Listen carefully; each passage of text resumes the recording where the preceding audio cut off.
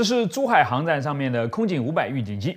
只有当你真的走到它的下面，才会意识到它有多么的庞大，尤其是那个直径达到了8米的圆盘状雷达。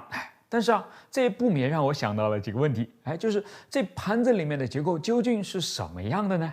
为什么它在美国的E3上要转，而在我们的头顶上却不转呢？另外，你看这个盘子下面的机身呢，也是挺粗的啊。当它飞到高空，这么往下一照，不是很大部分的雷达波都被机身给挡住了吗？那岂不会有很大的盲区？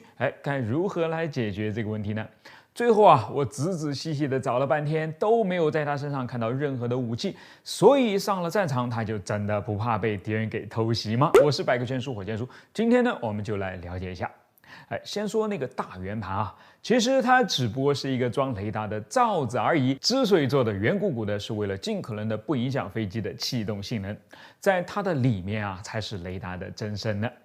下面是一些把E3上面的罩子给抛开来之后的样子。你看啊，其实雷达天线就只是这正中间的最大的一个截面而已。它将圆盘一分为二，一边应该是藏满了各种的电子元器件，而另一边呢则空空如也，就是一个对风阻更加友好的空壳子嘛。如果不考虑气动外观的话，它完全可以做成这个样子的。由于只是个普通的多普勒雷达，所以就必须要旋转起来才能实施360度的扫描了。在E3上呢，它大约每10秒钟才能够扫描1圈，而确定一个目标则需要扫描3到5圈，最快用时半分钟左右。虽然不算慢，但到了现在呢，也的确谈不上快了。好，这是美国的E3上面的大圆盘，我们的圆盘里面呢，不好意思了，就找不到抛开来的图片了。但从资料里面我们就可以知道，装的是以等边三角形排列的3片相控阵雷达。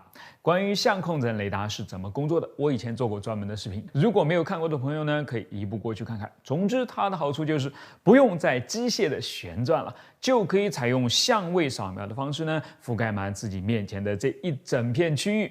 所以3片叠在一起，360度扫描毫无压力。不转的大圆盘呢，从结构可靠度来讲，应该会更有优势的。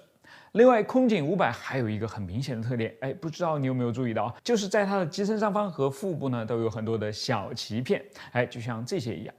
它们应该是用来作为数据链和信息站的各种天线了，实在有点太多了啊！对比一下，E3、E7、E8上面好像都没有它的多，可见啊，空警500的集成度确实比较高啊，可以完成空中预警、指挥指引、电子侦察和情报收集等等多种多样的任务。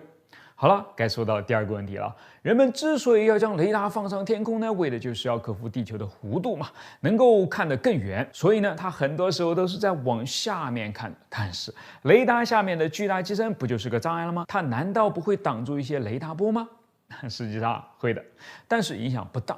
首先啊，预警机上面的雷达发射的都是波长较长的电波，至少也是米级的，所以它们是能够比较容易的绕过预警机的机身的。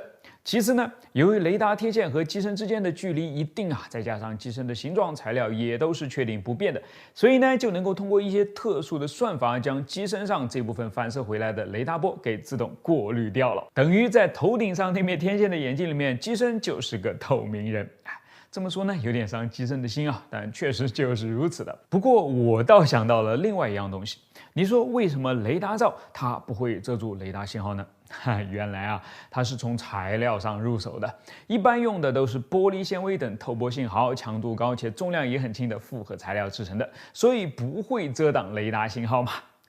你看这张图啊，这个圆弧呢，就是 E3上面的雷达罩被抛开之后的样子，是一个双层蜂窝状的结构，能够做到既轻又强。别小看它啊，把它做好非常困难。当年我们在研制空警2000的时候，就遇到了这个拦路弧，因为作为飞机气动外形的一个结构件，它要强到不能够发生一点变形，否则就会影响到里面雷达波束的精度了。所以在模拟计算之后呢，我们就采用了一种灌入树脂的蜂窝状复合材料，再加压固化的方案。但想要把它做大呢，却非常困难。它不仅模具要够大，用来加压固化的高温热压罐也必须要够大才行啊。于是我们又硬生生的攻克难关，制造出了一个亚洲最大的热压罐，才成功搞定了这个玩意儿。既然都讲到这儿了啊，那就再补充一个有趣的事实吧。你会担心在飞机头上顶着这么大一个玩意儿会影响到飞机的飞行吗？实际上呢，不会啊，因为它的气动外形正好提供了足够的升力来抵消了其自身的重量，从而较好的使飞机保持了平衡。不过还是需要付出一些代价的，那就是你得把它当成是一架客机来飞，像这样的机动动作就不要想了啊。所以我们就进入到最后一个问题。它不怕被偷袭吗？考虑到预警机雷达的探测范围大过了大多数对空导弹的射程，所以遇到想要袭击它的敌机它大概会这么做：一是招呼上更多己方的飞机先去问候一下对方；二是呢，即便对方已经发射了导弹，而且导弹射程还够远呢，也能够在它到达的好几分钟前就探测到，所以足够测出一段距离来让敌人的导弹跑出射程，功亏一篑。三是别忘了预警机也是一个强悍的电子战武器嘛，是可以压制性的干扰敌方战斗机的雷达的，所以它真的是不用太担心被暗箭所伤只是需要稍微提防一下隐形战斗机罢了，因为它们的雷达截面非常的小，是有可能被预警机上的雷达给漏掉的。那么隐形战斗机就真的会对预警机造成实质性的威胁吗？还是不容易因为有数据链嘛。卫星、空中和地面上的每一个单元都能够提供并共享各类数据，而预警机呢，恰恰又是其中数据融合的佼佼者。哪怕它自己看不到，也能通过别人的眼睛来看到终究还是占据了主导。难怪会被称为空中力量的倍增器了。好了，这就是预警机。这次呢，我不仅用数码相机记录了它，还拿黑白胶卷拍了几张。改天亲手冲出来看看，藏在银眼里面的空警500又会呈现出什么样子？你们期待吗？我是火箭叔，关注我，把不一样的科学知识讲给你听。